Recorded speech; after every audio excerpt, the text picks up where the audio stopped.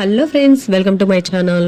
ఈరోజు మా సైడు గుమ్మడికాయ కూర అని చేసి స్వీట్ రూపంలో తింటారు, అన్నంలో కాదండి. కూర అనగానే అన్నంలో అనుకోకండి. ఇలా మనం ఉడికించుకున్నాక ఒక గిన్నెలో వేసేసుకొని తింటారు. మాకెళ్ళైతే ఇలాగే చేస్తారు. అందుకని ఇలాగా ఎలా చేయాలో దీనికోసం ఒక తపాయల్లో నూనె పోసేసుకొని, నూనె వేడెక్కాక పోపు దినుసులు వేసేసుకొని అవి ఫ్రై అయ్యాక మనం కట్ చేసుకున్న గుమ్మడి ముక్కలు వేసేసుకొని ఒక 5 నిమిషాలు ఉడికించుకోవాలి. ఇలా ఉడికించుకున్నాక మూత తీసేసుకొని కొంచెం పసుపు, కొంచెం సాల్టు, కొంచెం కారం వేసేసుకోవాలి. కొంచెం అంటే కొంచెం వేసుకోవాలి. దీన్ని మనం తీయగానే తింటాము. ఫ్లేవర్ కోసం ఇవన్నీ యాడ్ చేసేస్తాం. ఇలా బెల్లం వేసేసుకొని మూత పెట్టేసేసుకొని ఉడికించుకోవాలి. వీటి క్వాంటిటీ చెప్పట్లేదు, మనం తీసుకున్న ముక్కలను బట్టి బెల్లం తీసుకోవాలి.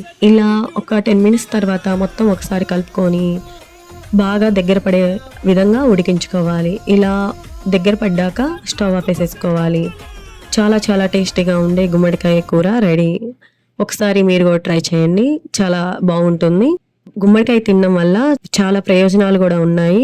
క్యారెట్, చిలకడ దుంపల్లో మాదిరిగానే గుమ్మడికాయలోను బీటా కెరోటిన్ చాలా బాగా ఉంటుంది. ఐ హోప్ నా వీడియో కనుక మీకు నచ్చినట్లయితే please like, share and subscribe. Thank you.